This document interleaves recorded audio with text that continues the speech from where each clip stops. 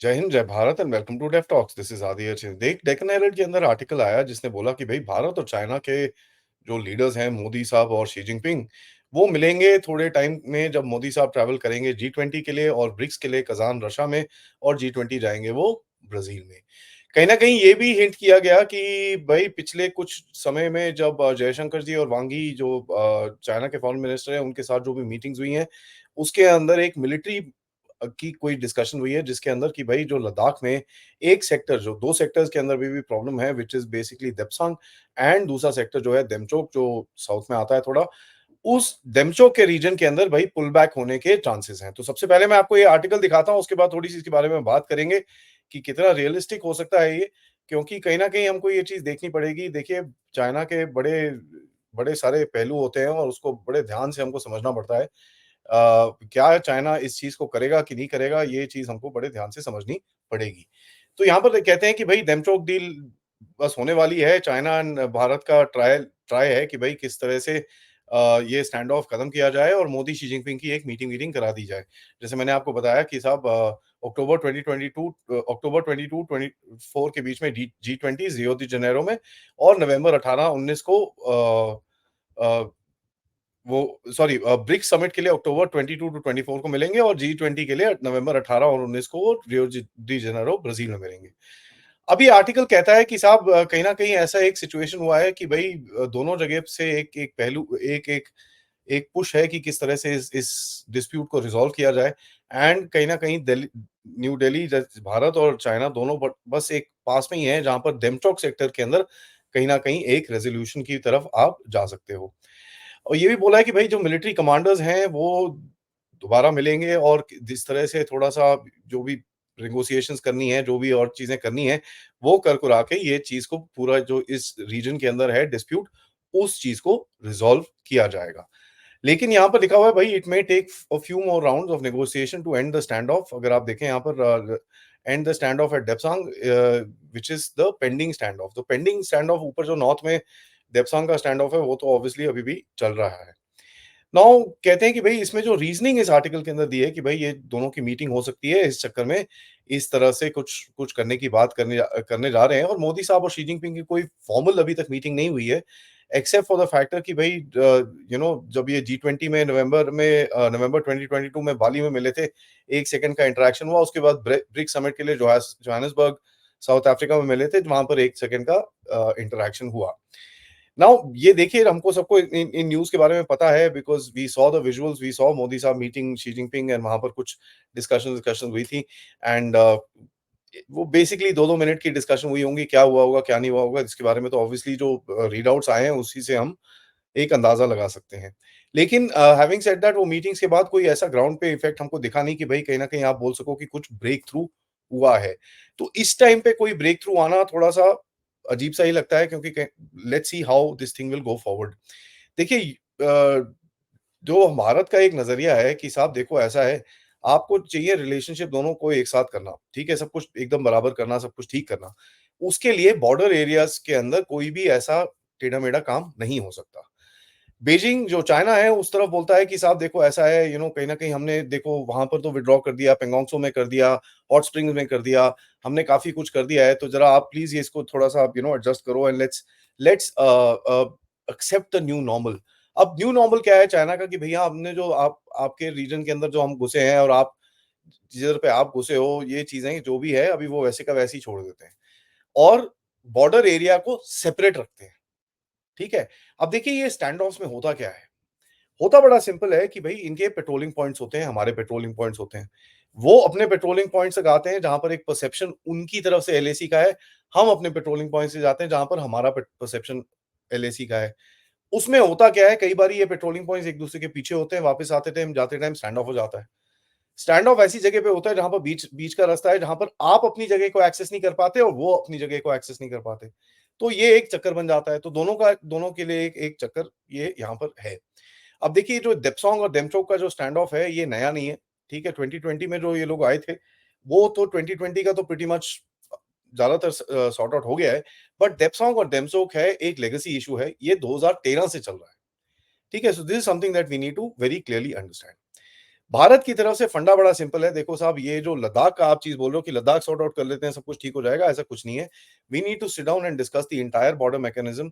We need to get back to all the agreements, जो भी चीज़ें हैं, हमको वो पूरी दोबारा लगानी पड़ेंगी and we need to work towards resolving the border dispute, otherwise ये रिलेशंस नॉर्मल नहीं हो सकते। ये चीज़ भारत ने बड़ा क्लियरली बोली है।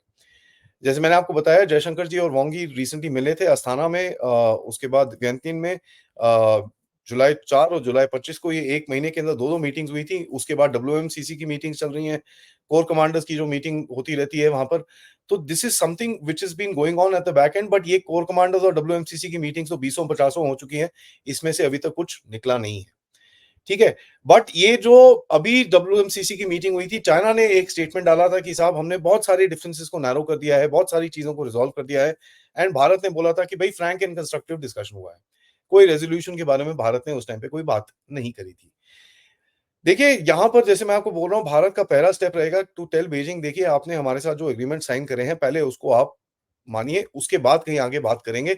एंड कहीं न कहीं जो रूमर है सोर्सेज़ के हिसाब से, मैं तो आई यू नो मी, मैं तो सोर्सेज़ को इतना ट्रस्ट करता नहीं, बट जो रूमर है वो कहता है कि भई बीजिंग मान गया है कि हम कहीं न कहीं ये एग्रीमेंट्स को we will all agree, we will all adhere by it and we will not cross over and ऐसा कुछ सिचुएशन लाने की कोशिश नहीं करेंगे, जहाँ पर भारत और चाइना का कोई एक फेस ऑफ बन सके।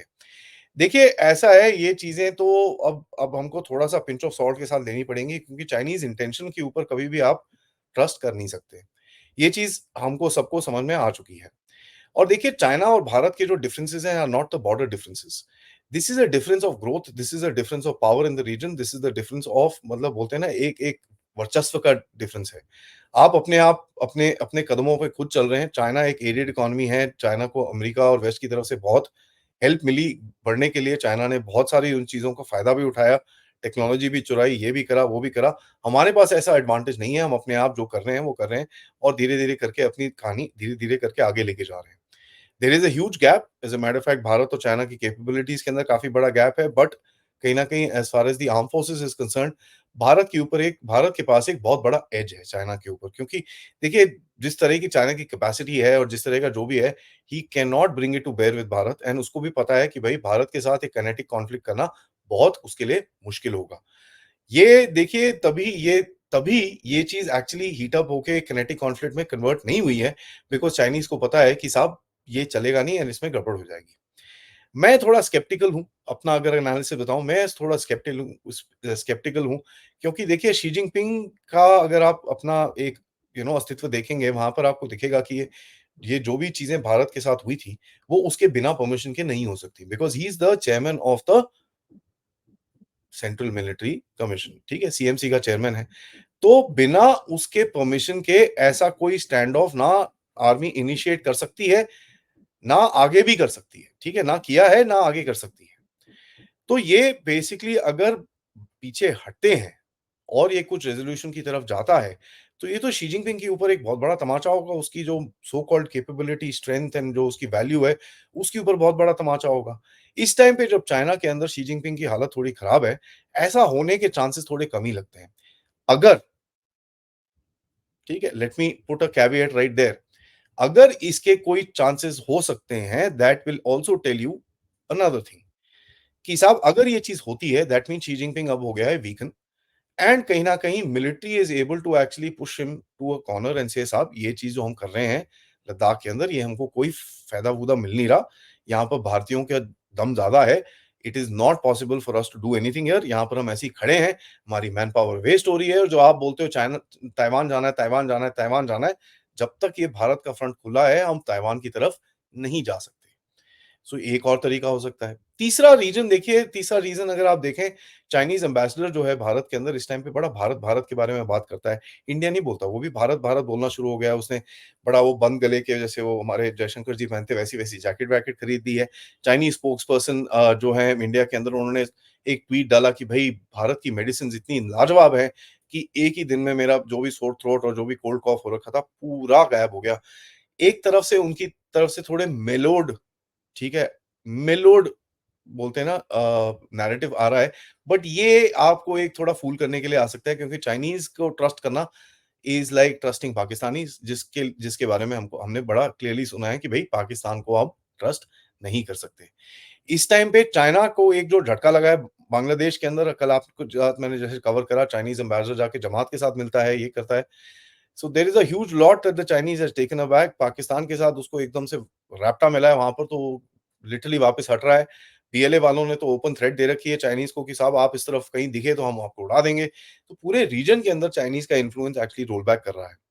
भारत से अगर वो पीछे हटेगा तो that will be a big big slap on the face for the Chinese as well. और ऐसा कोई सिचुएशन हो नहीं सकता। ये एक फ्री डेमोक्रेसी है भारत के अंदर, जहाँ पर आप ही हट जाओ, पूरा स्टैंड ऑफ रिज़ॉल्व हो जाए कि किसी को कानो-कान खबर ना मिले। ये भी नहीं हो सकता। तो चाइना एक बड़ी गलत जगह पे फँसा हुआ है, उसको एक फेस सेवर चाहिए होगा। बहुत टाइम से वो एक फेस सेवर ढूँढने की कोशिश कर रहा है, और आपको याद होगा पिछले 1 डेढ़ साल के अंदर माइनर इंसिडेंट्स इधर-उधर कुछ ना कुछ हुए होंगे। बट जिस तरह से पहले जो लास्ट इंसिडेंट हुआ यांगज़े के अंदर, जहाँ पर डंडे मार-मार के इनको भगाया था, ऐसा कोई इंसिडेंट फिर से दोबारा नहीं हुआ है। So there is a lot which is happening, but मेरे हिसाब से इस टाइम पे कुछ रेज़ोल्यूशन होना, अगर होगा भी, that does not mean that the battle of China is over.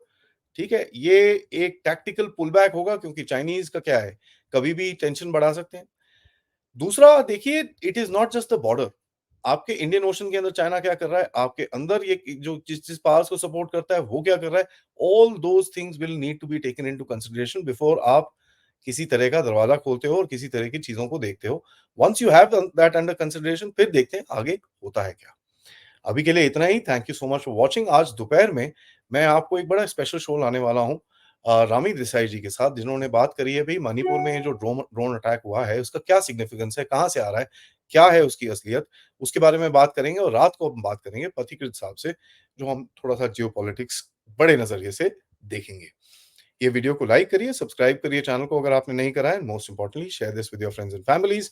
आप लोग इस चैनल की तरफ कंट्रीब्यूट भी कर सकते हैं by using the QR code जो आपके स्क्रीन के ऊपर है, या फिर सुपर स्टिकर्स, सुपर चैट्स या पेपैल आप यूज़ कर सकते हैं कंट्रीब्यूशन करने के लिए। Thank you so much. जय हिंद, जय भारत।